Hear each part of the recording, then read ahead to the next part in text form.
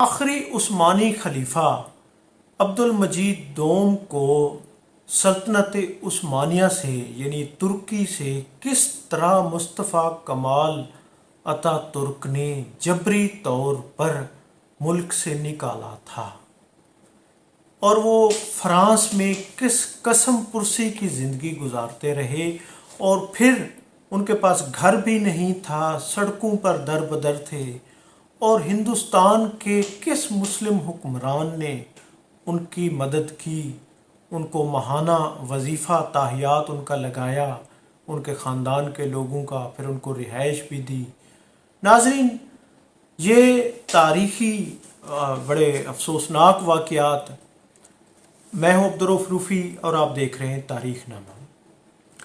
ناظرین، آخری عثمانی خلیفہ عبد المجید دوم، جنہوں نے ناظرین باسفورس کے کنارے اپنے محل میں یعنی بغیر پروٹوکول کے جب مصطفیٰ کمال پاشا یعنی اپنی پارلیمنٹ سے ایک آئین کے ذریعے وہ آئین کا یعنی کہ جو انہوں نے بنوایا تھا کہ اب سلطنت عثمانیہ کا خاتمہ ہو گیا ہے، اب جمہوریہ ترکی یعنی انہوں نے بنا دیا، تو اس کے بعد ناظرین انہوں نے 3 قوانین پاس کرائے تھے۔ پہلا تو یہ ہے کہ سلطنت عثمانیہ کا خاتمہ، پھر اوقاف کے محکمے کو ختم کر دیا گیا تھا، اور پھر جو شاہی خاندان تھا جس کی 600 سالوں سے حکومت آ رہی تھی، ان کا بھی پروٹوکول، اختیارات سب کچھ ختم، اور ان کو سمندر کے کنارے ایک محل دے دیا گیا تھا، باسفورس محل۔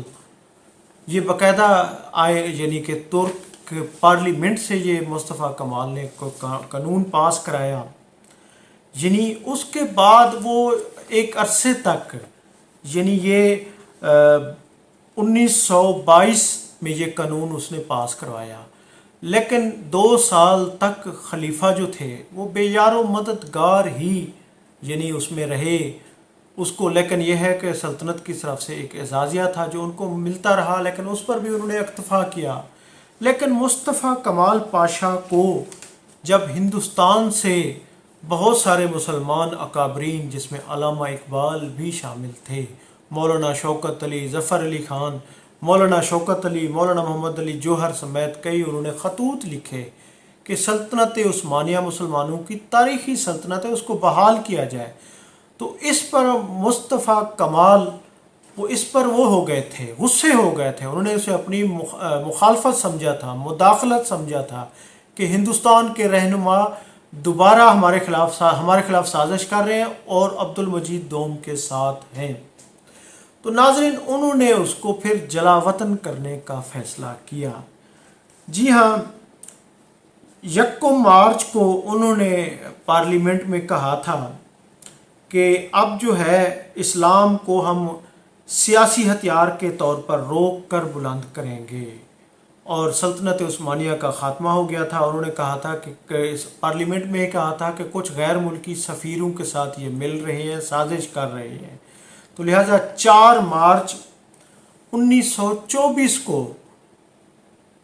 مصطفیٰ کمال اتا ترک کی فوجوں نے سمندر کے کنارے باسفورس محل کا محاصرہ کر لیا، اور عبد المجید دوم کو خلیفہ کو کہا گیا کہ آپ ترکی چھوڑ دیں، تو ناظرین اس نے انکار کر دیا، اور 24 گھنٹے فوجوں نے محاصرہ جاری رکھا، بلکہ دیواریں پھلانگ کر وہ گھر میں آ رہے تھے۔ تو اس کے بعد خلیفہ باہر نکلے تو اس نے ناظرین اس پر تاریخی الفاظ کہے تھے، اس نے کہا تھا کہ میری ہڈیاں بھی، آپ مجھے نکال رہے ہیں، میری ہڈیاں بھی ترک کے لوگوں کے لیے دعائیں کریں گی، اور آپ یہ غلط کر رہے ہیں، میں ترک کا وہ ہوں، اور ناظرین ترک کا وفادار ہوں، سلطنت عثمانیہ کا۔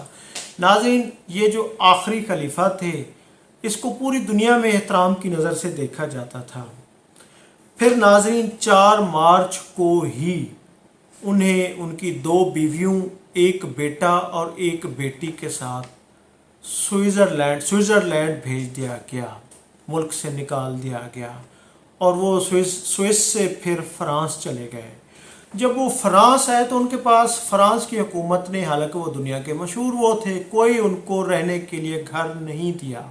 وہ بے گھر افراد کے ایک سینٹر میں رہے، سڑک پر آ گئے. انہوں نے، ان کی بھی ایک لمٹ ہوتی ہے. اس پر ناظرین ٹائم میگزین نے ان کی سٹوری شائع کی تھی اس وقت 1930 میں کہ عالم اسلام کی 600 سال کی حکومت کا خلیفہ در بدر ہے، جس کے سامنے روم اور دنیا کی بڑی بڑی یعنی کہ برطانیہ تک کے جو وہ ہوتے تھے وہ حکمران جھک کر جاتے تھے. تو ان کا آج یہ ہے کہ در بدر ہے.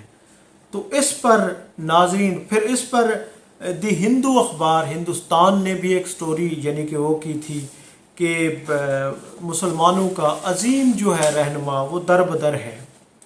یعنی اس پر ہلال احمر سوسائٹی نے بھی پوری دنیا کے مسلمانوں سے مدد کی اپیل کی تھی.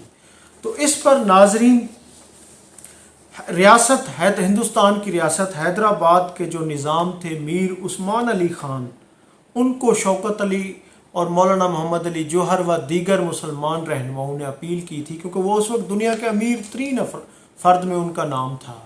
اور اس نے پھر ان کو یعنی کہ عبد المجید دوم خلیفہ کا 300 پاؤنڈ ان کا یعنی کہ اعزازیہ لگایا، ان کو رہنے کے لیے گھر دیا اور خاندان کے کئی افراد کو کا بھی الاؤنس لگایا.